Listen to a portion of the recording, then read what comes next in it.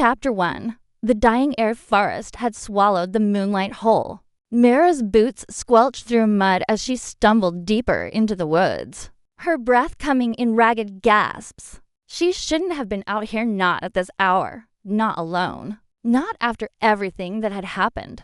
But the cramped studio apartment in town had felt like a cage, and the walls had started closing in with memories she couldn't outrun. Better the unknown darkness of the forest than the known darkness of her past. She'd been walking for maybe an hour when she heard it. A sound that didn't belong to the night. Not the rustle of leaves or the distant hoot of an owl, but something raw and anguished. A howl that tore through the silence and burrowed straight into her chest. It sounded like pain. Like death. Every rational part of her brain screamed to turn back, to run toward the safety of streetlights and locked doors. But Mara had learned long ago that rational thinking was a luxury she couldn't always afford. Sometimes you just had to trust your gut, even when your gut was probably going to get you killed. She followed the sound. The howl came again, weaker this time, and she broke into a run. Branches whipped at her face and arms, but she barely felt them. The forest opened into a small clearing, and that's when she saw him. Not a wolf, a man. He lay sprawled in the center of the clearing, his body contorted at an angle that looked wrong to still, to pale. Dark liquid pooled beneath him, black in the moonlight filtering through the canopy. Blood. So much blood. Oh God. Mara dropped to her knees beside him, her hands hovering over his body, unsure where to start. He was massive, at least 6.5 feet of solid muscle, dressed in torn clothing that looked like it had been shredded by claws. His face was beautiful in a brutal sort of way. Sharp cheekbones, a strong jaw shadowed with stubble, dark hair matted with sweat and dirt. His eyes snapped open. They were wrong. That was her first thought. Eyes shouldn't be that color golden amber with flecks that seemed to move in the dim light, like embers in a dying fire. They fixed on her with an intensity that made her breath catch. You, his voice came out as a rasp. You shouldn't be here. Neither should you, by the looks of it. Mira's hands moved on autopilot, years of emergency medical training kicking in despite her trembling fingers. She'd worked as a nurse's aide before everything fell apart. Before Derek and his accusations and the court case that had stripped away her career, her reputation, her entire life. Where are you hurt? Everywhere. A bitter laugh escaped him, cut short by a grimace of agony. Poison. The Shamans couldn't. No one can. His eyes started to close again. Hey. No. Stay with me. Mara cupped his face, feeling the fever radiating from his skin. What's your name? Kale. The word barely made it past his lips. Alpha. King's son. Heir to the Shadowmere pack.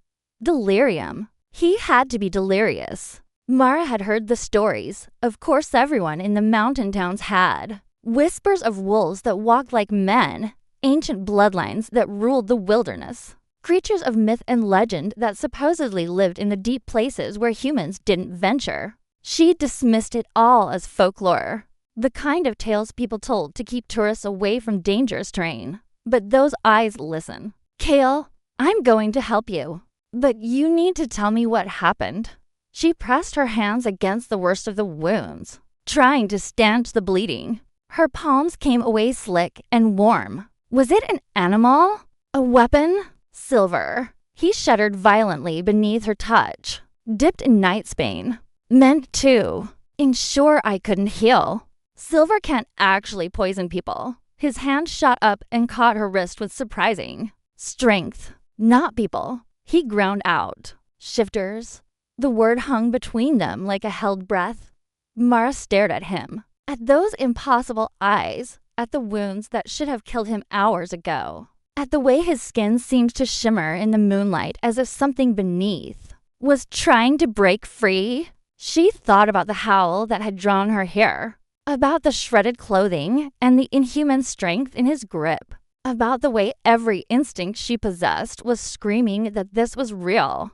Okay. She heard herself say, okay, silver poison. That's fine. I can work with that. She couldn't work with that. She had no idea what she was doing. But she'd learned a long time ago that sometimes you had to fake competence. Until you figured out the truth. Kel's eyes searched her face with desperate intensity. Why aren't you running? Because you're dying. The answer came simply, honestly. And I'm tired of watching people die. Something flickered across his expression, surprise, perhaps. Or recognition. His grip on her wrist loosened, his hand falling back to the blood-soaked earth. The shamans tried everything, he whispered. 1,000 shamans from across the territories. Every healing rite, every ancient medicine. Nothing worked. The poison is too strong. It's designed to kill an alpha heir, to end a bloodline. You're human. You can't. Watch me. Mara didn't know where the words came from. Didn't know what made her so certain. But as her hands pressed against his wounds, something strange happened. A warmth bloomed in her palms, spreading up her arms like liquid sunlight. The sensation was foreign and familiar all at once. As if some dormant part of her was finally waking up, Kale gasped. His entire body going rigid. The wounds beneath her hands began to close. Not quickly, not like magic in a fairy tale, but visibly, impossibly. The torn flesh whereupon together. The black veins of poison retreating as if burned away by invisible fire.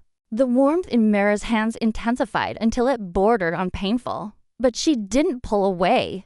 Couldn't pull away. Something was happening. Something she didn't understand, but couldn't deny. When it was over, she collapsed backward onto the damp earth, gasping for breath. Her hands trembled uncontrollably, and exhaustion crashed over her like a wave. Every muscle in her body felt like water. Kale sat up slowly, staring at his chest where moments ago there had been mortal wounds. Now there was only smooth, unmarked skin, streaked with dried blood, but whole, healed, impossible. He breathed. Mara let out a shaky laugh. Yeah, you mentioned that already. His golden eyes found hers again. And this time there was something else in them, wonder, disbelief, and something that looked almost like fear. What are you? Human, she said, though the word suddenly felt less certain than it had an hour ago. Just human. No. Kale moved closer. His movements fluid and predatory despite having been at death's door moments before. No human could do what you just did. 1,000 of the most powerful shamans in the shifter world tried to heal me. They failed. You an Omega girl from nowhere, you saved me instantly. Omega? The word tasted strange on her tongue. The lowest rank in a pack. The weakest. His voice was soft, almost reverent. Or so we've always believed. But you... He reached out, his fingers hovering just above her cheek, not quite touching. You have power. Raw, untrained, and impossibly rare. The kind of power that hasn't been seen in centuries. Mara wanted to argue, to insist he was wrong. That this was all some kind of fever dream or adrenaline-induced hallucination. But the evidence was right in front of her. A man who should be dead. Wounds that had closed under her touch. And a warmth still thrumming beneath her skin like a second heartbeat. I don't understand any of this, she whispered. Neither do I. Kel's hand finally made contact. His palm cradling her face with unexpected gentleness. His skin was warm. His touch sending electricity sparking down her spine. But I intend to find out. Starting with why the universe would send you of all people to save the life of a king's heir. Maybe the universe has a twisted sense of humor. Maybe. A ghost of a smile touched his lips, the first real expression she'd seen from him beyond pain. Or maybe this is fate. The word hung in the air between them, heavy with implication. Somewhere in the distance, another howl rose into the night. Kel's head snapped up, his entire body going tense. When he looked back at Mara, that brief moment of softness was gone, replaced by something sharp and dangerous. They're coming, he said. My father's guards. They'll have felt the healing, sensed the shift in power. His jaw clenched. And when they find you here, with me, they're going to have questions. Dangerous questions. Then maybe I should go. No. His hand tightened on her face, not quite holding her in place, but making his intention clear. You saved my life. That creates a bond in my world, a debt that cannot be ignored. And more than that, his golden eyes bore into hers with an intensity that made her heart race. You're not safe anymore. Whatever power you have, whatever you are, others will sense it now. They'll come looking, and not all of them will have good intentions. Mara's throat went dry. What are you saying? I'm saying, Cale murmured, his thumb brushing across her cheekbone in a gesture that felt far too intimate for strangers, that your old life is over. Like it or not, you're part of my world now. The howls grew closer, and in the shadows beyond the clearing, Mara could see shapes moving. Large shapes, too big to be natural wolves. She should have been terrified, should have run. But as Cale's hand remained gentle against her face and his eyes promised both danger and protection in equal measure, all Mara could think was that maybe, just maybe, she'd finally found something worth staying for, even if that something might destroy her. Chapter 2. The pack Arivest wolves emerged from the tree line like shadows given form. There were 6 of them, massive creatures that moved with unnatural grace, their eyes glowing in the darkness like scattered stars. They circled the clearing with predatory precision, and Mara's every instinct screamed at her to run, to hide, to do anything except stay frozen on the ground beside a man who claimed to be something impossible. Cale stood in one fluid motion, placing himself between her and the approaching wolves. His stance was protective, dominant, every line of his body radiating authority despite the blood still drying on his skin. Stand down, he commanded, his voice carrying a weight that made the air itself seem to vibrate. The largest wolf, a massive creature with silver-tipped fur, stepped forward. The air around it shimmered, and Mara watched in stunned disbelief as the wolf's form twisted and reformed. Bones cracked, fur receded, and within seconds a man stood where the beast had been. He was older than Cale, maybe in his 50s, with iron-gray hair and the same impossible golden eyes. My prince. The man's voice was rough, formal. His gaze flickered to Mara with undisguised suspicion. We felt the healing pulse from miles away. The shamans said it was impossible, that you were beyond saving. Clearly, they were wrong. Cal's tone was cold, dismissive. Return to the compound and inform my father that I live. I'll follow shortly. Protocol demands we escort you immediately. I don't care what protocol demands, Garrett. Cal's eyes flashed dangerously. I gave you an order. The tension in the clearing thickened. The other wolves began to shift as well, transforming into men and women who watched the exchange with wary eyes. They were all beautiful in that same brutal way, powerful, dangerous, clearly built for violence. Mara felt very small and very human. Garrett's jaw clenched. And the girl? She carries your scent. She reeks of healing magic. His lip curled. No human should possess such power. The girl, Cale said quietly, dangerously, is under my protection? That's all you need to know. Your father will demand answers. Then he can ask me himself. Cale moved closer to Garrett, and despite being younger, despite having been dying minutes ago, there was something in his bearing that made the older man take a step back. Or would you like to challenge me, Garrett? Test whether the poison truly left my system? The threat hung in the air like a blade. Garrett's eyes dropped for submission. Mara realized. Pack hierarchy. No, my prince. I wouldn't dare. But his gaze slid to Mara again, and the distrust there made her skin crawl. But know that bringing an unknown human into our territory will have consequences. Everything has consequences. Kel's voice softened slightly. Now go. That's an order, not a request. The pack shifted back into wolf form with varying degrees of reluctance. Garrett held Kel's gaze for one more moment, a silent communication Mara couldn't decipher, before turning and disappearing into the forest. The others followed, their massive forms melting back into shadow. When they were alone again, Kel's shoulders sagged almost imperceptibly. Are you okay? Mara asked, surprised by how much she meant it. He turned to look at her, and for a moment his carefully controlled mask slipped. She saw exhaustion there, and pain, and something that looked almost like loneliness. I should be asking you that question. You just watched people turn into wolves. Yeah. Mara let out a shaky breath. That was definitely something. Are you going to scream? Run? Have a breakdown? Probably later. She pushed herself to her feet, her legs still trembling from whatever she'd done to heal him. Right now, I'm mostly just confused. And tired. Really, really tired. A ghost of a smile touched his lips. Healing magic takes a toll, especially for someone untrained. You probably shouldn't even be conscious right now. I'm full of surprises. Clearly. He studied her with those unsettling golden eyes, and Mara had to resist the urge to look away. Being the focus of his attention felt like standing in front of a bonfire, intense, overwhelming, impossible to ignore. I meant what I said. You're not safe anymore. When word spreads about what you did tonight, and it will spread every pack within 100 miles. We'll want to know more about you.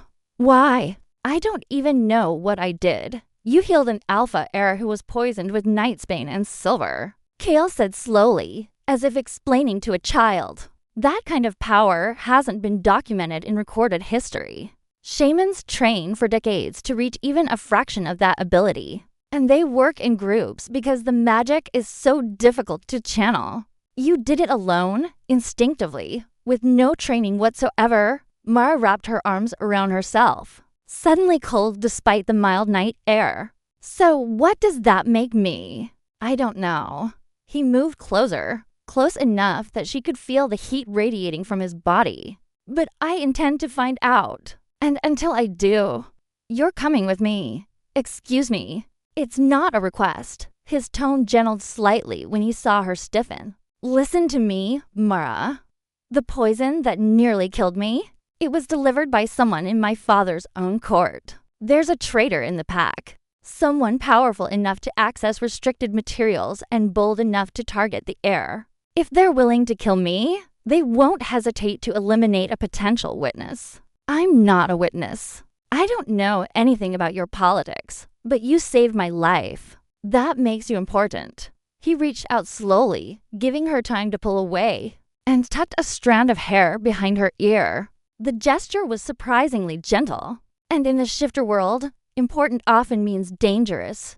Mara wanted to argue, to insist that she could take care of herself, that she'd been doing just fine before stumbling across a dying wolf prince in the forest. But the words died in her throat because they'd be lies. She hadn't been doing fine. She'd been barely surviving, running from a past that had already destroyed her once, maybe being pulled into a world of impossible creatures and ancient. Magic wasn't the worst thing that could happen. At least it was a different kind of danger, if I come with you, she said carefully. What exactly am I agreeing to? Protection.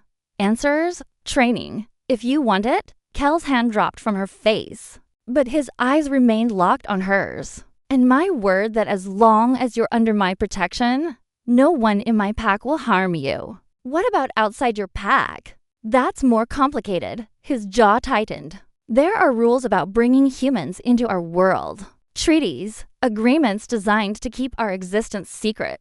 By revealing yourself tonight, by using power that shouldn't exist. You've already broken those rules. The council will want to see you. Assess the threat you pose.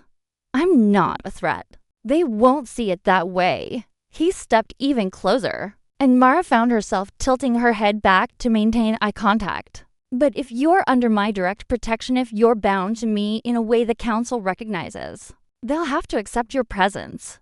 Something in his tone made her nervous. What kind of binding are we talking about? Kel hesitated, and for the first time since she'd met him, he looked uncertain. In shifter culture, there are different types of bonds. Pack bonds, blood bonds, mate bonds. He trailed off, gauging her reaction. And which one would protect me? The strongest kind. His voice dropped lower. A claim, essentially. I would declare to the council that you're mine under my protection, my responsibility. No one could touch you without going through me first. Mira's heart hammered against her ribs. That sounds like ownership. It's not. He moved back slightly, giving her space. It's more like guardianship. You'd still have your freedom, your choices. But in the eyes of the pack and the council, you'd be connected to me, part of my household. And what do you get out of this arrangement? The question seemed to surprise him. He was quiet for a long moment, his eyes searching her face as if trying to read secrets written in her expression. Honestly, I don't know yet. But you saved my life when no one else could. That debt means something in my world. And beyond that, he paused. There's something about you. Something that calls to me in a way I don't fully understand. The admission hung between them. Raw and honest.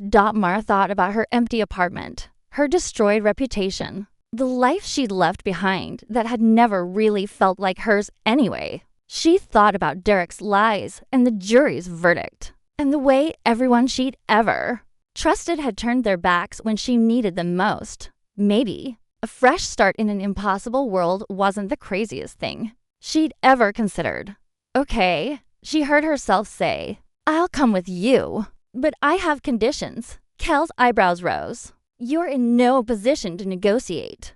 Then maybe you should have left me unconscious in the forest. She met his gaze steadily, refusing to back down. I want the truth about who you are, what I am, and what really happened tonight. No secrets, no political dancing. If I'm going to survive in your world, I need to understand it. A slow smile spread across his face, the first real smile she'd seen from him. It transformed his features, making him look younger, less burdened. You're either very brave or very stupid. I've been called both. I believe it. He held out his hand. Deal. Truth for trust. But we need to move. The longer we stay here, the more vulnerable we are. Mara looked at his outstretched hand, large, scarred, stained with dried blood. Taking it would mean stepping into a world she didn't understand. Binding herself to a man who was more beast than human. Abandoning whatever fragments of her old life still remained. She took his hand. Chapter 3. Secrets in the Shadows' journey through the forest felt like walking through a dream. Kale moved with the confidence of someone who knew every tree, every shadow, every hidden path. Mara struggled to keep up, her exhaustion from the healing making each step feel like wading through water. She stumbled over a root, and before she could fall, Cal's hand shot out to steady her. Sorry, he murmured, but he didn't let go. Instead, his hand slid to the small of her back, guiding her forward. We're almost there. Almost where? Somewhere safe. Somewhere we can talk without eyes watching. His voice was low, cautious. My father's compound is 3 miles north, but I'm not taking you there. Not yet. Mara wanted to ask why, but the grim set of his jaw told her this wasn't the time. So she focused on putting one foot in front of the other, acutely aware of the warmth of his hand through the thin fabric of her shirt. They emerged into a smaller clearing where an old cabin stood half hidden by overgrown vines. It looked abandoned, the wood weathered and dark. But when Kale pushed open the door, the interior was surprisingly well maintained. A stone fireplace dominated one wall, and simple furniture, a table, chairs. A worn couch filled the modest space. This was my mother's, Kale said quietly, moving to light a lantern. Warm light flooded the room, casting dancing shadows. She used to come here when she needed to escape pack politics. After she died, my father let it fall into disrepair. No one remembers it exists except me. There was something vulnerable in the way he said it. A crack in his carefully maintained armor. Mara found herself stepping closer. When did you lose her? 15 years ago. He didn't look at her, busying himself with starting a fire. Childbirth. She was trying to give my father another heir, a spare in case something happened to me. His laugh was bitter. Ironic, considering how close I came tonight. I'm sorry. Don't be. You didn't know her. But his shoulders remained tense. his movements jerky as he arranged kindling in the fireplace. Mara sank onto the couch, her legs finally giving out. Is that why someone tried to kill you? Because you're the only heir? Cale struck a match, and flames caught and spread. For a long moment, he just stared into the fire. Partly. But it's more complicated than succession. He turned to face her, his golden eyes reflecting the firelight like a wolf's. My father is the Alpha King of the Shadowmere Pack, the largest and most powerful pack in the Northern Territories. We've held that position for 7 generations. But power attracts enemies, both inside and outside the pack. You think the traitor is inside? I know they are. His jaw clenched. The poison used tonight is called Nightsbane. It only grows in our sacred grove, a place protected by blood wards that only pack members can pass. And the silver. He lifted his shirt, showing her where the wounds had been. Now there was only smooth skin. But Mara could see faint silver scars tracing patterns across his ribs. The silver was forged from our ceremonial blades, weapons that should never leave the armory. Mara's breath caught. So, someone with access to your most protected places wanted you dead. Yes, and they almost succeeded. He moved closer, crouching in front of her so they were at eye level. Which brings me back to you. How did you do it, Mara? How did you heal what 1,000 shamans couldn't? I don't know. The admission felt inadequate. When I touched you, I felt something, like warmth, or maybe energy. It moved through me, and I just knew that I could help you. Cal's eyes searched her face intently. Have you ever felt anything like that before? Mara started to shake her head, then stopped. Maybe small things. My grandmother was sick for years cancer, but whenever I visited, she'd feel better. The doctors said it was just her mood improving. That positive thinking helped. But she trailed off, remembering. She always said I had healing hands. I thought she was just being sweet. What happened to her? She died 6 months ago. Mara's throat tightened. After she was gone, I started working at the hospital. That's where I met Derek. Something dark flickered across Kel's expression. Who's Derek? My ex-fiancé. The words tasted like ash. He was a doctor. Charming. Successful. Everything I thought I wanted. But when a patient died under his care, when he made a mistake during surgery, he blamed me. Said I distracted him, that I'd mixed up medications, that it was my fault. She wrapped her arms around herself. He was convincing. Very convincing. By the time the trial was over, I'd lost my job, my license, my reputation, everything. Cal's hand found hers, his grip gentle but firm, and he walked away free. He did. Mara met his eyes, refusing to look away even though shame burned in her chest. So now you know. I'm not some mysterious healer with a noble past. I'm just a woman who ran away because staying would have destroyed me completely. No. Cal's voice was fierce. You're a woman who survived, who kept going even when the world tried to break you. That takes strength. His thumb brushed across her knuckles. And whether you realize it or not, you have power. Real power. The kind that could change everything. I don't want power. I just want peace. Sometimes we don't get to choose. He stood, pulling her up with him. But I can promise you this. While you're under my protection, no one will use you. No one will hurt you the way your Derek did. The way he said Derek's name with such contempt made something warm unfurl in Mara's chest. Why are you being so kind to me? She asked softly. You don't know me. I could be dangerous. I could be working for whoever tried to kill you. Cale laughed, the sound rough and genuine. If you wanted me dead, you would have left me bleeding in that clearing. No, Mara. Whatever you are, you're not a threat to me. He paused, his expression growing serious. But I should warn you, this kindness, it's not something I show often. In my world, vulnerability is weakness, and weakness gets you killed. Then why? Because you saved my life. He reached up, his fingers ghosting along her jaw with a tenderness that made her breath hitch. Because when I look at you, I feel something I haven't felt in years. Something I thought died with my mother. What's that? Hope? The word was barely a whisper. They stood there, inches apart, the fire crackling behind them. Mara knew she should step back, should maintain some kind of professional distance. But the way Cale was looking at her like she was precious, like she mattered, made it impossible to move. There's something else you should know, Cale said, his voice dropping lower. In shifter culture, saving someone's life creates what we call a soul debt. It's a bond that can't be broken, a connection that transcends normal pack relationships. What kind of connection? The kind that means I'll always be able to find you. Feel you? His hand remained on her face, his touch burning like a brand. Even now, I can sense your emotions, your fear, your exhaustion, he paused, your curiosity. Mira's cheeks heated. That's invasive. It is. But he didn't apologize. And it goes both ways. Eventually, you'll start to feel me too.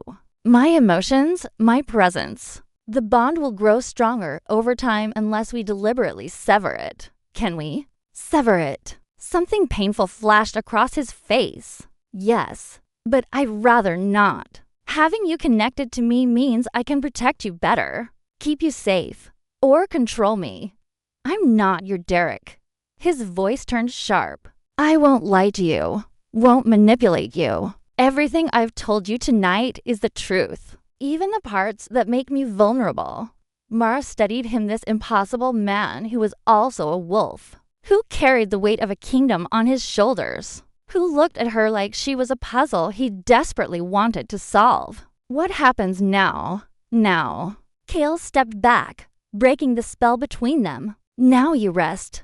Tomorrow, we'll start figuring out exactly what you are and how to keep you alive. The council will summon us within the week, and we need to be ready. And if they decide I'm too dangerous? His eyes hardened, turning from warm amber to cold gold. Then they'll have to go through me first. And I promise you, I'm much harder to kill than they think. The conviction in his voice should have scared her. Instead, it made her feel safer than she had in months.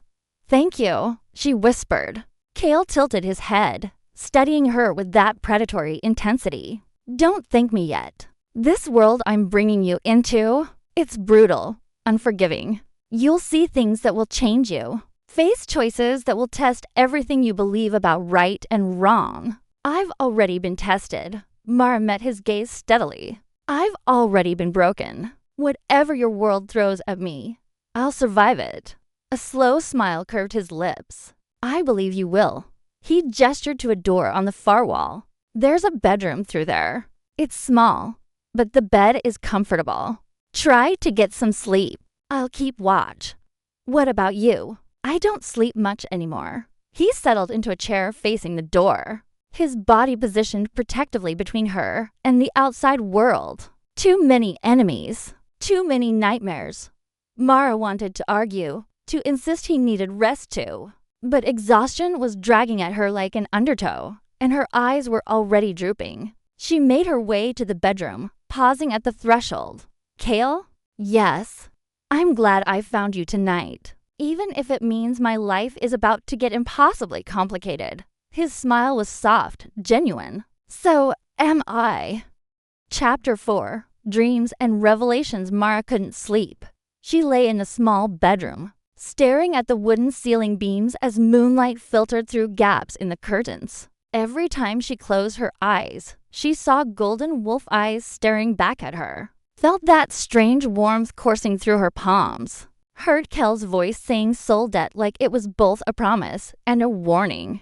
After an hour of tossing and turning, she gave up and padded back into the main room. Cale sat exactly where she'd left him, but his posture had changed. His head was tilted back against the chair, eyes closed, face softened by something almost like peace. For the first time since she'd met him, he looked young, vulnerable even. The firelight played across his features, highlighting the strong line of his jaw. The fullness of his lips dot he was beautiful, dangerously so. I can hear your heartbeat, he said without opening his eyes. It's racing. Nightmare? Mara jumped, pressing a hand to her chest. I thought you were asleep. Resting, not sleeping. His eyes opened, fixing on her with that unnerving intensity.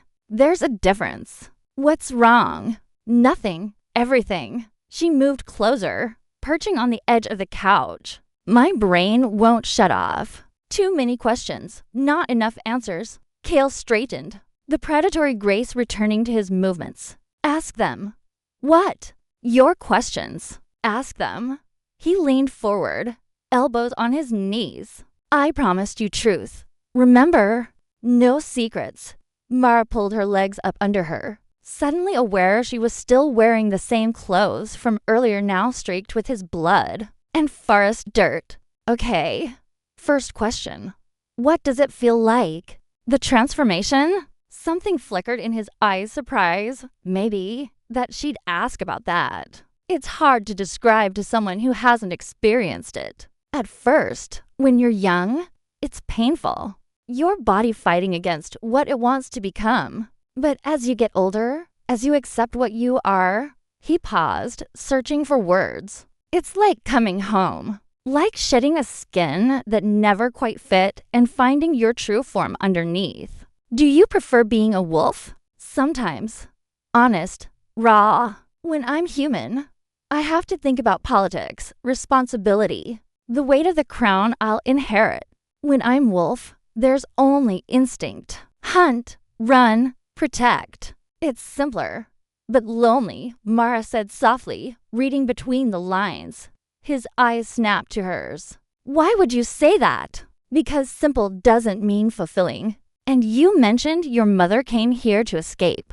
Maybe you inherited more than just her cabin. She tilted her head, studying him. You're lonely, Cale, even surrounded by your pack. You're alone, for a long moment. He just stared at her. Then, slowly, he nodded. An alpha can't show weakness.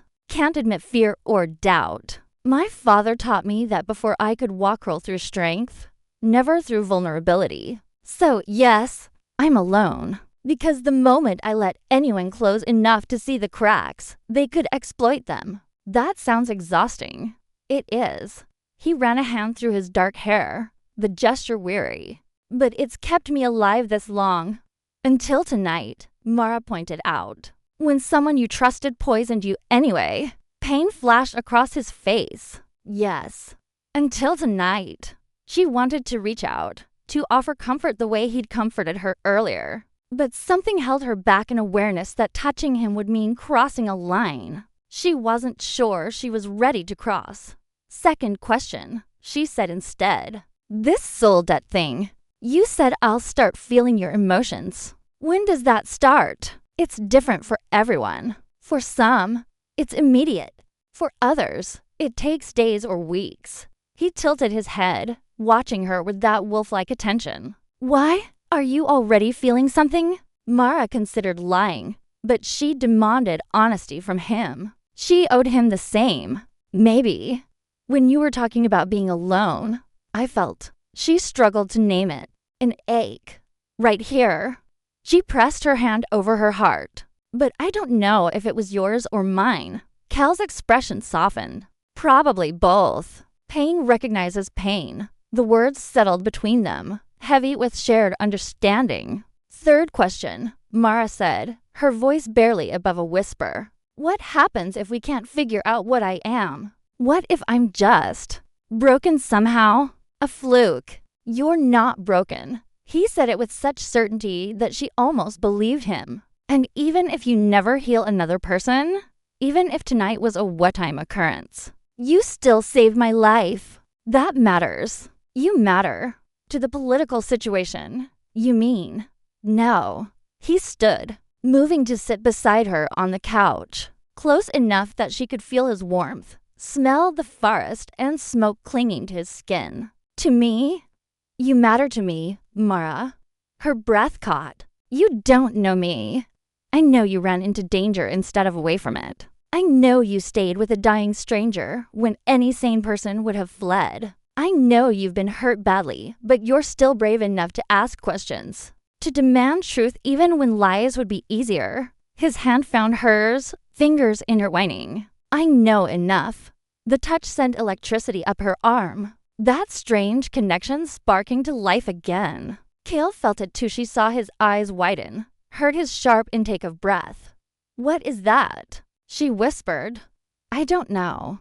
But his grip tightened on her hand, as if afraid she'd pull away. It's not normal. Even for soul debts, this is more. More how? More intense. More immediate. He turned her hand over, studying her palm like it held secrets. When you healed me, I felt you. Not just your power, but you. Your fear. Your determination. Your loneliness that matched my own. It was like... He stopped abruptly. Like what? Kel's jaw clenched. Like recognition. Like my soul knew yours. The words hung in the air. Impossible and terrifying and somehow completely true.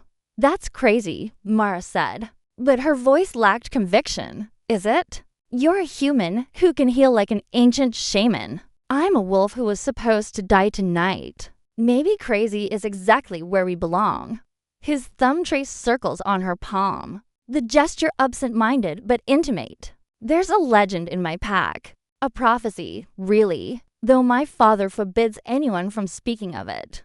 What kind of prophecy? Kale hesitated, and she could see him weighing what to tell her. Finally, he spoke. It says that when the heir to Shadowmere faces his darkest hour, a healer from the forgotten bloodlines will appear. Someone with power that predates the packs. That comes from a time when humans and shifters weren't so separate. And that healer will either save the pack or destroy it. Mara's mouth went dry. You think that's me? I think you appeared exactly when the prophecy said you would. I think you have power no one can explain. And I think... He met her eyes, his own burning with intensity. I think we're connected in ways that go far beyond a simple soul debt. What's the alternative? That I'm here to destroy your pack? Maybe. But he didn't look afraid. Or maybe the prophecy is like all prophecies vague enough to mean anything. Maybe you're just a woman with a gift who happened to be in the right place at the right time. Do you believe that? No. The admission was quiet but absolute. I believe in fate, Mara. I believe in destiny. And I believe you were meant to find me tonight. She should argue, should point out all the logical reasons this was coincidence, circumstance, random chance. But looking into his eyes, those impossible golden eyes, that saw too much. She couldn't make herself say the words, because part of her believed it too. I'm scared, she whispered. Of me, of this, of what it means, of where it might lead. She looked down at their joined hands. I've spent the last 6 months learning not to trust anyone. And now you're asking me to trust you with my life, my future, everything. Kel's free hand came up to cup her face, tilting her chin until she met his gaze. I'm not asking you to trust blindly. I'm asking you to give us a chance. Let me show you that not everyone will betray you. That some people are worth the risk. And if you're wrong, if I'm wrong, then we'll figure it out together. His thumb brushed across her cheekbone, the touch feather light. But I don't think I am wrong. Every instinct I have, every part of me says you're important. That this connection is real. Mara's eyes burned with unshed tears. When was the last time someone had looked at her like she mattered? When had anyone fought for her instead of against her? I don't know how to do this, she admitted. I don't know how to be what you need me to be. Then be yourself. That's all I'm asking. Kale leaned closer, his forehead nearly touching hers. Just be Mara. The woman brave enough to save a dying wolf. The woman strong enough to survive betrayal and still choose kindness. Be her, and let me protect her while she figures out the rest. It was the protection that did it, the simple promise that someone would stand between her and the world. Mara hadn't realized how desperately she'd needed to hear those words until they were spoken aloud. Okay, she breathed. Okay, I'll try. The smile that spread across Kel's face transformed him completely. Gone was the wounded prince, the wary alpha heir. In his place was just a man, relieved and grateful, and almost unbearably hopeful. Thank you, he murmured. They sat like that for a long moment, foreheads nearly touching, hands clasped, breathing in sync. The fire crackled in the hearth, and outside, the forest whispered its ancient secrets. And for the first time in months, Mara felt something other than fear. She felt possibility. Will you tell me about her? Mara asked softly. Your mother. Kel's expression flickered with old pain, but he nodded. And as he began to speak stories of a woman who'd been fierce and gentle, who'd loved her son enough to give him a sanctuary, even she asterisk. I'll be right there with you, I promise. And if anything goes wrong, if they push too hard or see something they shouldn't, I'll stop it myself. Even if it means going against your father. Even then, his thumb brushed across her cheek. You matter more. The words settled over her like a blanket, warm and reassuring. Mara leaned into his touch, drawing strength from his presence. Thank you, she whispered, for believing in me when no one else does. Always, Cale murmured. And as he pressed his forehead to hers in that gesture that was becoming familiar, Mara closed her eyes and tried to prepare herself for strangers invading her most private memories. She just hoped what they found wouldn't destroy the fragile trust she'd begun to build with the wolf prince who'd somehow become her anchor in this impossible new world. Chapter 6. Memories laid bare. Alpha King's compound was unlike anything Mara had imagined. Massive stone structures rose from the forest floor like they'd grown there naturally, covered in creeping vines and moss. The main house, more of a fortress, really stood at the center. Its architecture a blend of ancient and modern. Wolves in human form moved through the grounds with purpose, pausing to bow their heads when Cale passed. Mara stayed close to his side, acutely aware of the stares following them.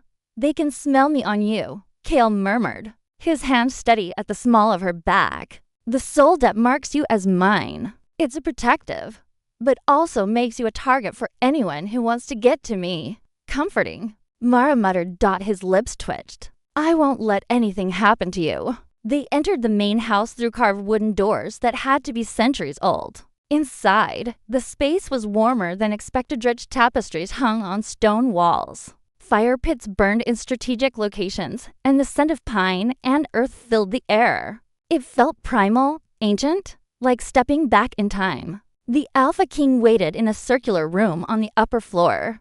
3 shamans stood with him, 2 men and a woman, all dressed in flowing robes marked with silver symbols. Their eyes glowed with that same amber light, but theirs seemed deeper, older, as if they could see through flesh to the soul beneath. Mara? The female shaman stepped forward, her voice surprisingly gentle. My name is Thora. I will be leading the truth binding. Do you understand what's about to happen? You're going to look through my memories and decide if I'm a threat. Not quite. Thora's smile was sad. We're going to look for deception, for hidden intentions. Your memories will flow through us like water through a sieve. We catch only what's relevant: lies, betrayals, connections to our enemies. And if you find nothing, then you'll be welcomed into the pack as Kells claimed. Thora gestured to a low bench in the center of the room. Please, sit. Try to relax. Fighting the process only makes it more uncomfortable. Mara's legs felt like water as she moved to the bench. Cale followed, settling on the floor beside her so their shoulders touched. His presence was the only thing keeping her from bolting. Close your eyes, Thora instructed. Breathe deeply. Let your mind drift. Mara obeyed, her hand finding Kel's. His fingers threaded through hers, holding tight. The shamans began to chant low, rhythmic words in a language Mara didn't recognize. The air grew heavy, charged with electricity that made her skin tingle. Then she felt it, a presence brushing against her consciousness. Like fingers trailing through her thoughts. It wasn't painful, but it was wrong, invasive, foreign. Relax, Thora's voice echoed in her mind. Let us in. Fighting only prolongs the discomfort. Mara tried to let go, to open herself to the intrusion. Memories began to surface unbidden, her grandmother's hand in hers, weak but warm. You have a gift, little one. Don't let anyone make you afraid of it. Derek's charming smile across the hospital cafeteria. You're different from other women. Special. The courtroom. Derek on the stand. His voice steady as he lied. She was distracted, careless. The patient's death is on her conscience. The jury's verdict, guilty. The judge's gavel. Her life shattering like glass dot, the shamans sifted through it all with clinical efficiency. Mara felt them pause on certain memories, her grandmother's words. The healing warmth she'd sometimes felt as a child. The way flowers seemed to bloom brighter when she tended them. Interesting. One of the male shamans murmured, "She's had the gift all along. Dormant, but present." But where did it come from? The other male voice, skeptical. Her bloodline shows no shifter heritage. Perhaps something older, Thora mused. Before the separation, before humans and shifters became distinct species, they dug deeper, and Mara felt herself falling into memory. Age 7, her mother sick with pneumonia. Mara crawling into bed beside her, small hands pressed to her mother's burning forehead. "Please get better, Mama. Please." Warmth flowing from her palms. Her mother's fever breaking that same night. Age 12, a bird with a broken wing. Mara cradling it gently, tears streaming down her face. "Don't die. Please don't die." The warmth again, the wings straightening, the bird flying away minutes later. Her grandmother's voice. "You're special, Mara." A throwback to something ancient. But people fear what they don't understand. Be careful who you show your gift to. Why did grandmother know? Thora's presence grew more intense, pushing deeper into Mara's memories. What else did she tell you? Mara's consciousness tumbled further back, to a memory she'd almost forgotten. Age 16. Late at night, her grandmother pulling out an old leather journal. "This has been in our family for generations. It speaks of healers, women with power that predates written history. The bloodline was thought to have died out centuries ago. But perhaps..." She'd pressed the journal into Mara's hands. "If something happens to me, keep this safe. Don't let anyone else see it." The shamans converged on that memory like wolves on wounded prey. "Where is the journal?" The male shaman's voice was sharp, demanding. "I don't know," Mara thought desperately. "After grandmother died, I couldn't find it." I looked everywhere. Pain lanced through her skull as the shaman pushed harder, trying to force the memory. Mara cried out, and suddenly Cale was there in her mind, a golden presence that felt like safety. Like home. Stop. His voice commanded, resonating with alpha authority. "You're hurting her. We need to know about the journal," the shaman argued. I said stop.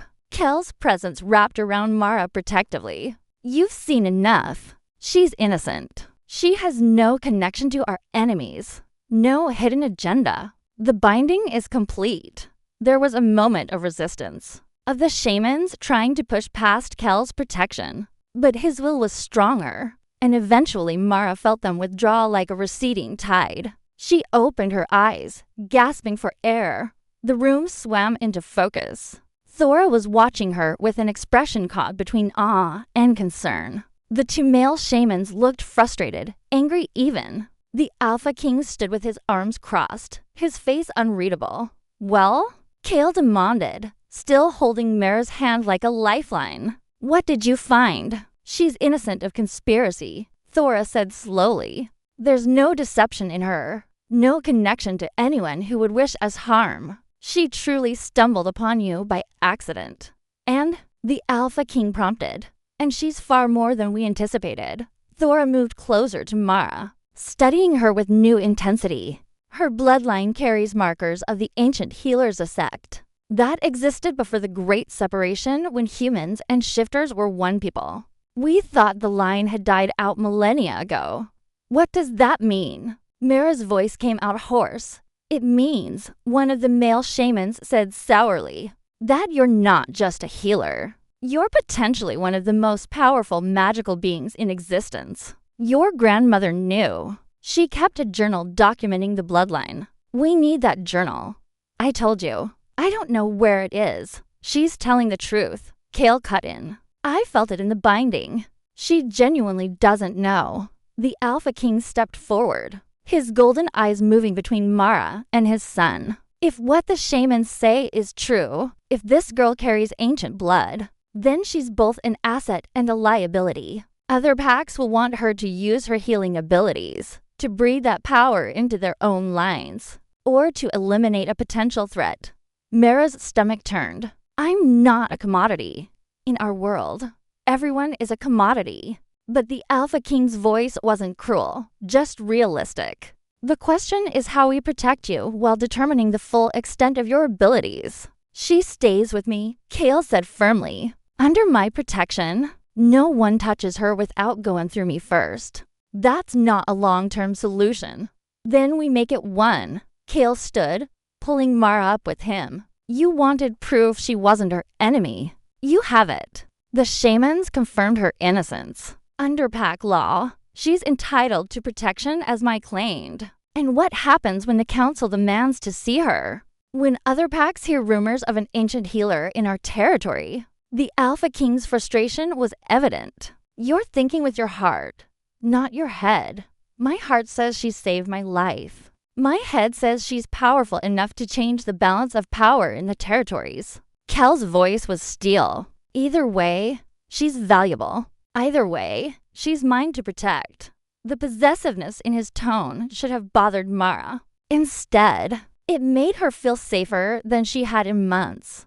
The Alpha King was silent for a long moment, his gaze assessing them both.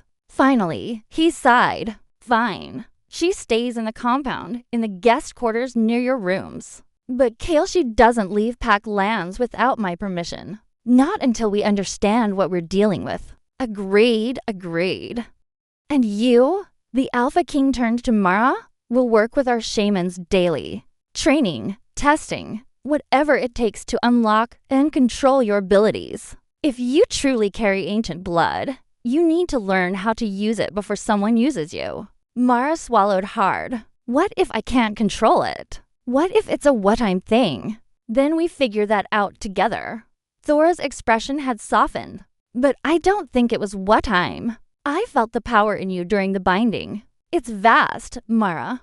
Sleeping, but there, like an ocean waiting beneath ice. The metaphor made Mara shiver. Come on, Kale murmured, tugging her gently toward the door. You need rest. The binding takes a toll. She let him lead her out, too exhausted to argue. Behind them, she heard the Alpha King's voice, low and concerned. Keep her close, son. If she's truly what we think she is, she'll need more than just your protection. She'll need your loyalty, your heart.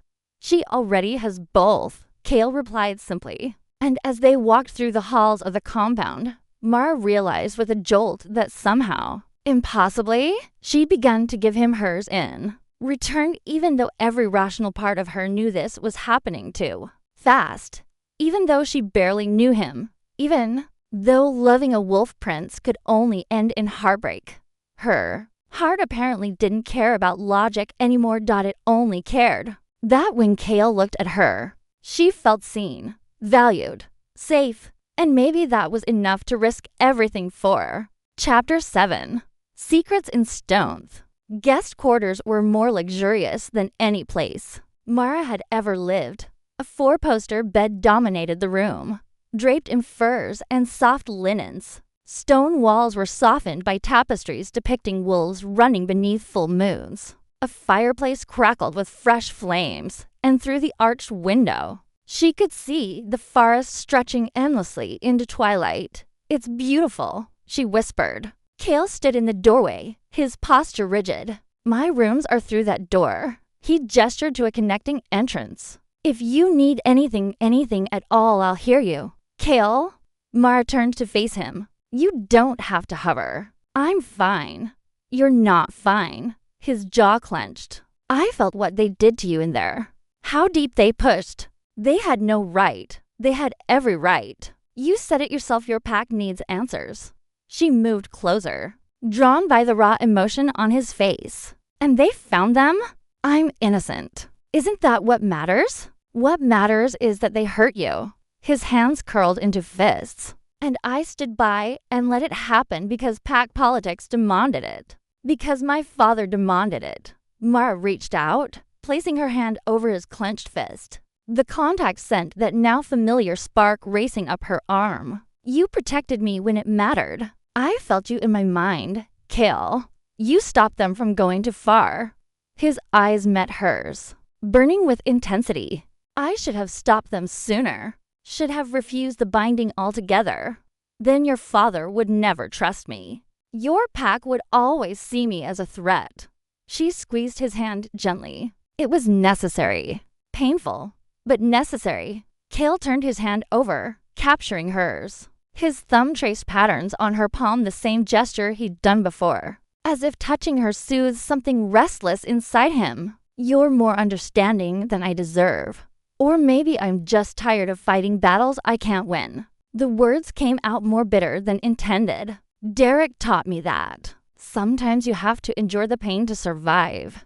Something dangerous flashed in Cal's eyes. This Derek. If I ever meet him, you won't. Mara cut him off. He's part of a past I'm trying to leave behind. Coming here, accepting your protection, it's about moving forward, not looking back. And yet he still haunts you. Cal's free hand came up to cup her face. I can feel it. Your anger, your hurt. It bleeds through the bond between us. Mara's breath caught. You can feel my emotions? More and more each hour. His voice dropped lower, intimate. Right now, you're exhausted, but trying to hide it. You're scared of what the Shamans discovered, but also curious. And underneath it all, he paused, his golden eyes searching hers. Underneath it all, you feel safe. Here, with me. That's the strongest emotion coming through. Heat flooded Mara's cheeks. Having her emotions laid bare felt almost more invasive than the truth binding. That's not fair. You get to know everything I'm feeling, but I can't read you, can't you? A slight smile curved his lips. The bond works both ways, Mara. You just haven't learned to listen yet. She frowned, concentrating. At first, there was nothing, just the warmth of his hand against her face. The solid presence of him standing close. But then, gradually, she felt something, a current beneath the surface. Like water moving under ice. Protectiveness. Sharp and fierce, and all consuming. Worry. For her safety. For what the future might hold. And underneath that, something else. Something that made her pulse race and her skin flush hot. Desire. Raw and undeniable. Mara's eyes flew open. Oh, Kel's smile widened, turning wolfish. Now you understand. She struggled for words. That's a lot. Yes. But he didn't pull away, didn't try to hide what she'd felt. I told you I'm not good at pretending. When I want something, I don't hide it. And I want you, Mara. Not just because you saved my life. Not just because you're mysteriously powerful. I want you because when I look at you, I see someone brave enough to stand in the face of impossibility and choose kindness anyway. The confession hung between them, honest and vulnerable. We barely know each other, Mara whispered, even as her body leaned toward his. I know you better than anyone in my pack. I've felt your emotions, your pain, your strength. His forehead pressed against hers in that gesture that was becoming their signature. And you know me too. You've seen me at my weakest, my most vulnerable. You didn't run, didn't use it against me. That tells me everything I need to know. Kale, I'm not asking for forever. Not yet. His thumb brushed across her cheekbone. I'm just asking you to stop fighting what's between us. To let yourself feel it without analyzing every moment. I don't know if I can do that. After Derek, after everything. I'm not him. The words were fierce, absolute. I will never lie to you. Never manipulate you. Never make you question your own worth. You're extraordinary, Mara. And anyone who couldn't see that was a fool. Tears burned behind her eyes. You don't know what you're saying. You don't know what I did, the mistakes I made. I know you were blamed for someone else's negligence. I know you were betrayed by someone you trusted. And I know that despite all of that, you still chose to save a dying stranger in the woods. His other hand came up, cradling her face between his palms. That's who you are. Not the lies Derek told. Not the verdict that jury delivered. You. The tears spilled over then, tracking down her cheeks. Kel's thumbs caught them gently, his expression softening with something that looked almost like pain. Don't cry, he murmured. Please. I can feel your hurt like it's my own, and it's killing me. Sorry. Mara let out a shaky laugh. I'm not usually this emotional. It's just no one's defended me in so long. I forgot what it felt like to have someone on my side. Get used to it. Kale pressed a kiss to her forehead, the gesture chaste but intimate. Because I'm not going anywhere. A knock at the door shattered the moment. Kale stepped back reluctantly, his body shifting into that alert, protective stance. Come in. The door opened to reveal Lydia, the silver-haired advisor. Her expression was carefully neutral. But Mara caught the flash of disapproval in her eyes as she took in how close they'd been standing. Forgive the intrusion, my prince. But your father requests your presence in the war room. Immediately, Kel's jaw tightened. What's happened? A messenger from the council arrived an hour ago. They've heard about the girl. Lydia's gaze slid to Mara with barely concealed distaste. They're demanding she appear before them within the week. Mara's stomach dropped. The council, the ruling body of all shifter packs, Kale explained, his voice grim. Representatives from the major territories. They settle disputes, enforce treaties, and he paused, and decide what to do about potential threats. They see me as a threat. They see you as an unknown variable, which in their eyes is the same thing. Kale moved toward the door, then stopped. I'll handle this. You rest. Eat something.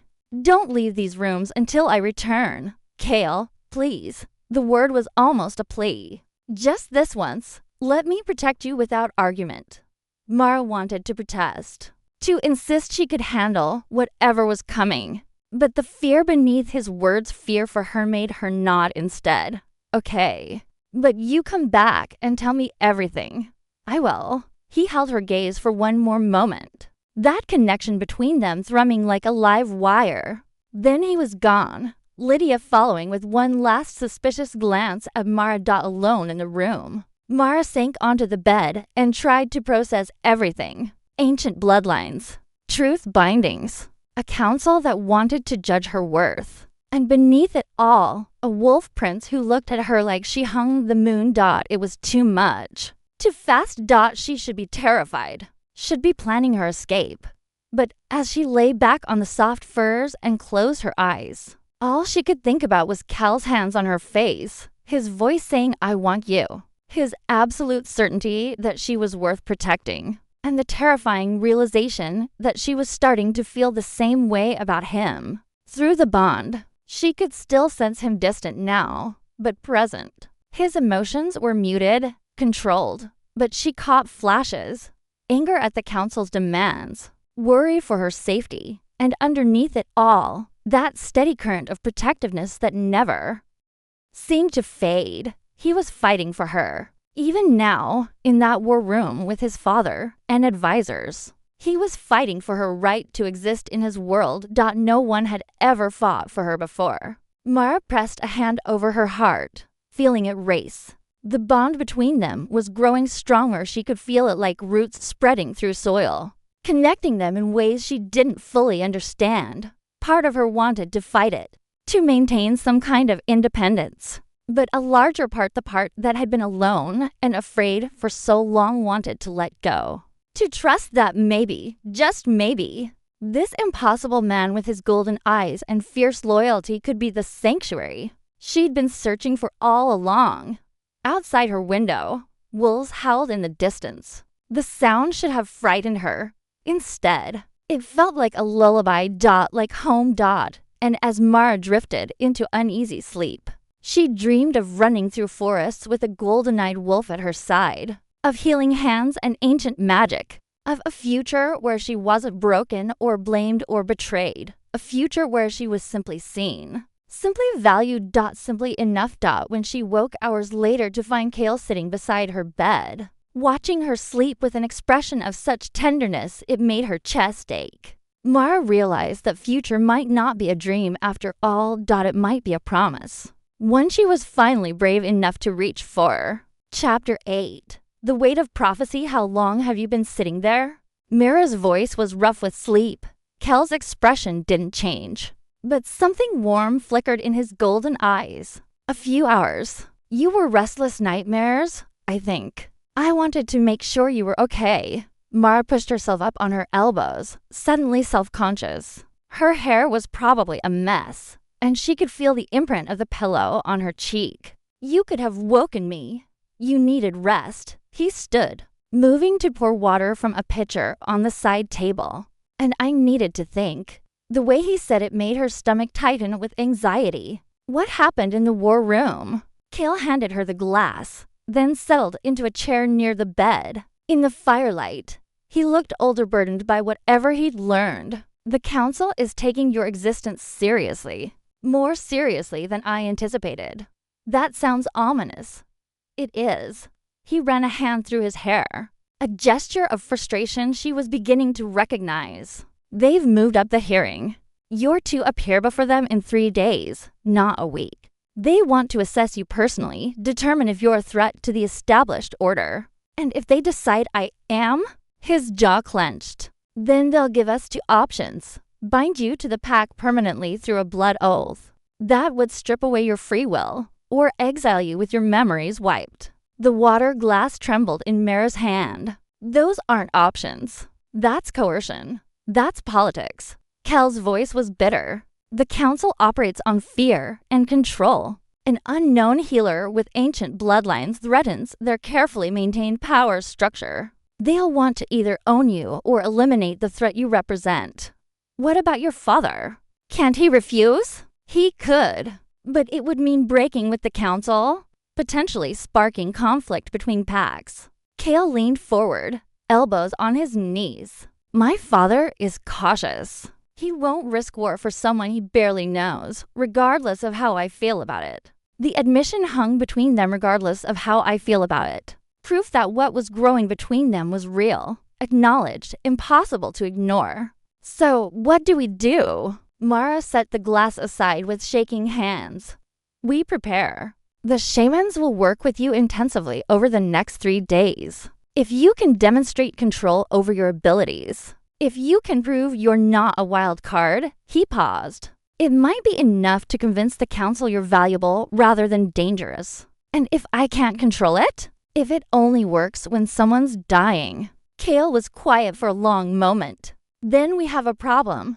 Mara stood, pacing to the window. The moon hung full and heavy in the sky, casting silver light across the forest. Somewhere out there, wolves were running, hunting, living their lives without the weight of impossible expectations crushing them. There's something else, Kale said quietly. Something my father told me tonight. She turned to face him.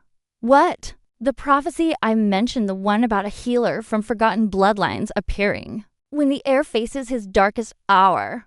It's not complete. There's a second part my father never shared with me. His golden eyes met hers, intense and troubled. It says that the healer will either unite the packs under a new era of peace, or she'll be the catalyst that tears everything apart. Fire or salvation. There's no middle ground. Mara's legs felt weak. That's a lot of pressure to put on someone who doesn't even understand what she is. I know. Kale stood, crossing to her into long strides. Which is why I'm going to tell you something that could get me exiled or worse. He took her hands, his grip firm. If the council decides against you if they try to force a blood oath or exile, I'll get you out. I have contacts outside pack territory, humans who owe me favors. I can get you somewhere safe, somewhere the council can't reach. You'd give up everything for me. The question came out as barely a whisper. Yes. No hesitation, no doubt. Because what's the point of power if I can't use it to protect the people He stopped abruptly, something vulnerable flashing across his face. The people you what? Mara's heart hammered against her ribs. Kel's hands tightened on hers. The people I'm starting to care about far more than is wise. The confession was careful. Measured, not quite a declaration of love, but close enough to make her breath catch. Mara stared up at him. This impossible man who'd somehow become essential to her in just a few days. This is insane, she whispered. We barely know each other. This bond between us, maybe it's just magic. Just the soul debt making us feel things that aren't real.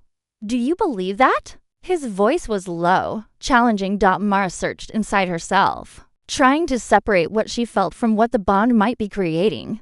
But the truth was undeniable. When she looked at Cale, she didn't just see her protector or the prince who'd changed her fate. She saw someone who understood loneliness, who carried burdens no one else could see, who chose vulnerability when strength would have been easier. She saw someone worth the risk. No, she admitted, I don't believe that. Something fierce and triumphant blazed in Kel's eyes. He pulled her closer until barely any space remained between them. Then stop fighting it. Stop analyzing and questioning and protecting yourself from possibilities. Just feel, Mara. For once, just let yourself feel.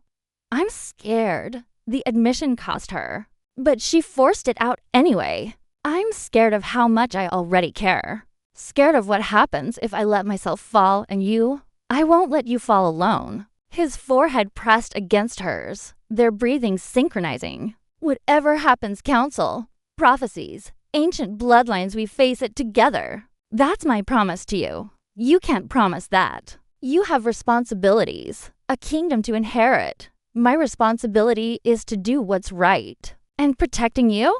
Keeping you safe and free, that feels more right than anything I've done in years. His hands slid up to cup her face. Let me choose you, Mara. Let me choose this, whatever this becomes. Tears burned behind her eyes again. You're going to break my heart. Maybe. His thumb brushed away a tear that had escaped. Or maybe we'll break the world instead. Either way, I want to find out. With you, the words should have terrified her. Instead, they felt like permission to want, to hope, to believe in something beyond survival.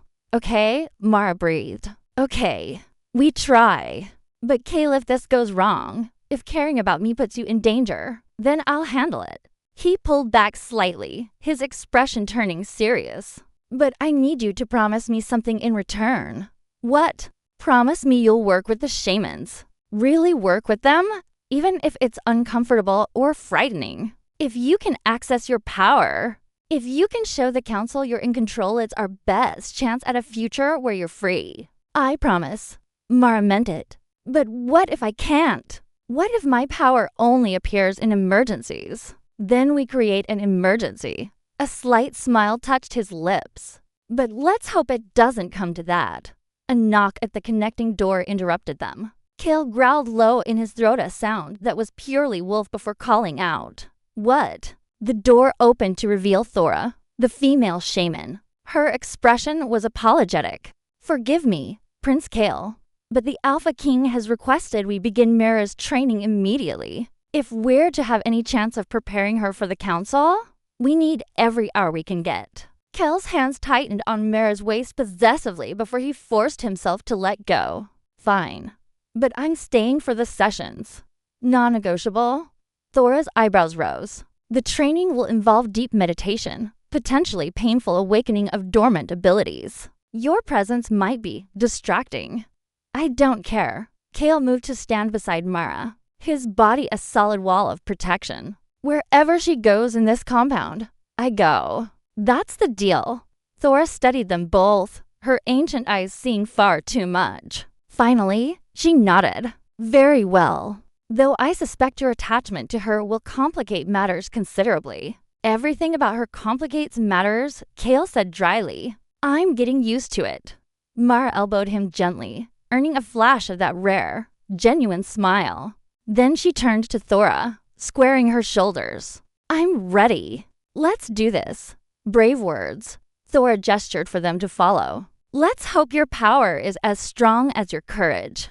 We're going to need both if you're to survive the council's judgment. As they walked through the corridors of the compound, Mara felt Kel's presence beside her like an anchor. Through the bond, she could sense his worry, his determination, his absolute refusal to let anything happen to her Dot, and beneath it all, that growing current of something deeper, something that felt suspiciously like love, even if neither of them was ready to name it yet. The training room was in the bowels of the compound, a circular space carved from stone, lit by dozens of candles. Symbols covered the walls, glowing faintly with their own inner light. The air hummed with energy that made Mara's skin prickle. This is a sacred space, Thora explained, used for centuries to awaken and train those with magical abilities. The symbols will amplify your power, make it easier to access, but they'll also amplify pain if you fight the process. Encouraging, Mara muttered. Kel's hand found hers, squeezing gently. You've got this. Sit in the center, Thora instructed. Clear your mind, and whatever you do, don't fight what comes. Your power wants to wake up. Let it.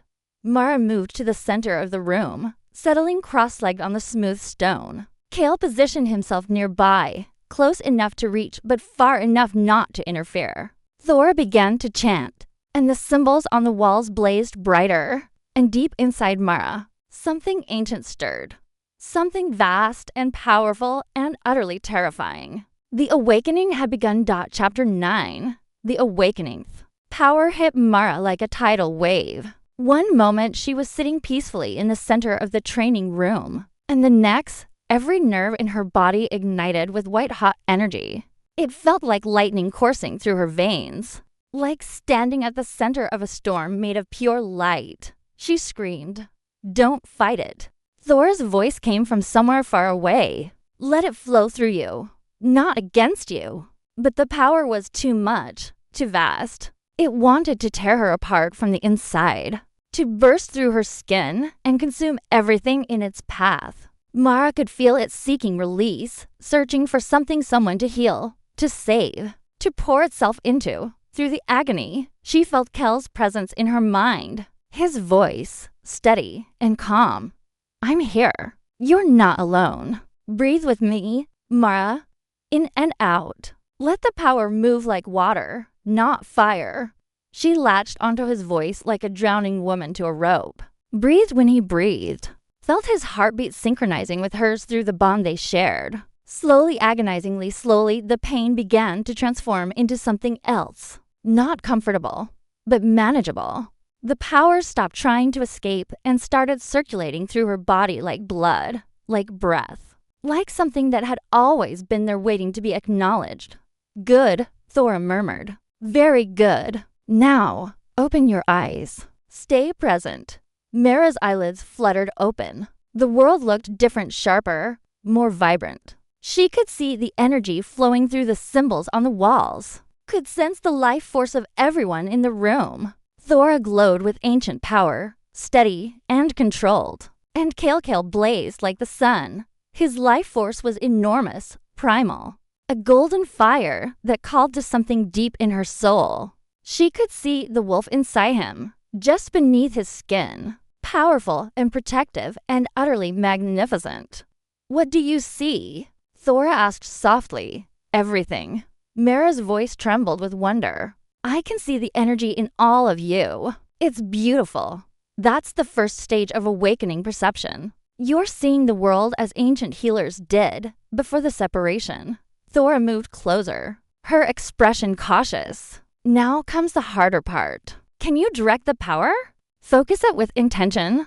Mara tried to concentrate, to gather the energy flowing through her into something cohesive. But it was like trying to hold water in her bare hands that slipped through her grasp, dispersing before she could shape it. I can't, she gasped. It won't listen to me, because you're asking it to obey. Kel's voice was closer now. She felt him kneel beside her, his hand finding hers. Don't command it, invite it. Your power responds to compassion, not control. That's what makes you different from other healers. The moment his skin touched hers, everything changed. The power surged again. But this time it had direction. It flowed from Mara into Kale. Seeking out the small injuries, he carried bruised ribs from old fights, strained muscles, tiny cuts that hadn't fully healed. Her energy wrapped around each wound with gentle precision, knitting torn tissue, soothing inflammation, restoring what had been damaged. Kale sucked in a sharp breath. Gods, I can feel it. It's like being immersed in sunlight. The bond amplifies her abilities, Thora observed, her tone clinical despite the awe in her eyes. When she touches her claimed, her power flows more freely. Fascinating. Mara barely heard her. She was lost in the sensation of healing Kale, of feeling his body respond to her touch. Through their connection, she felt his relief, his wonder, his absolute trust in what she was doing. It was intoxicating. Enough, Thora said sharply. Pull back, Mara. You're drawing too deeply on your reserves. But pulling back felt impossible. The power wanted to keep flowing, to heal every microscopic damage in Kel's body, to make him perfect and whole and invincible. Mara could feel herself weakening as the energy poured out of her, but she couldn't stop. Mara. Kel's hands cupped her face, forcing her to meet his eyes. Stop. You're hurting yourself. His words broke through the haze. Mara gasped and yanked her hands away from him, severing the connection. The power retreated back into her core, coiling there like a sleeping serpent. She swayed. Suddenly exhausted, Kale caught her before she fell, pulling her against his chest. I've got you. You're okay. That, Thora said quietly, was both impressive and deeply concerning. Mara lifted her head from Kel's shoulder. What do you mean? Your power is extraordinary, far stronger than any healer I've encountered into centuries of life. But it's also dangerous. To yourself most of all. Thora crouched down to their level. You have no natural limits, Mara. You'll pour everything you have into healing someone, even if it kills you. That's both your greatest strength and your fatal weakness. She needs to learn control, Kale said, his arms tightening protectively round Mara. She needs more than control. She needs an anchor. Thora's gaze moved between them. The bond you share helps, but it's not enough. When she heals, she loses herself in the other person's need. She needs something to pull her back, to remind her of her own worth beyond what she can give. I can be that anchor, Kale said immediately. Can you? Thora's expression was skeptical. Even when she's healing someone else. Even when her attention is entirely focused away from you. Kel's jaw clenched, but he didn't answer. There is one solution, Thora continued carefully. A complete bond. Not just a soul debt, but a true mating bond. It would tie you together so deeply that Mara would always feel your presence. Always have a tether pulling her back to herself. To you?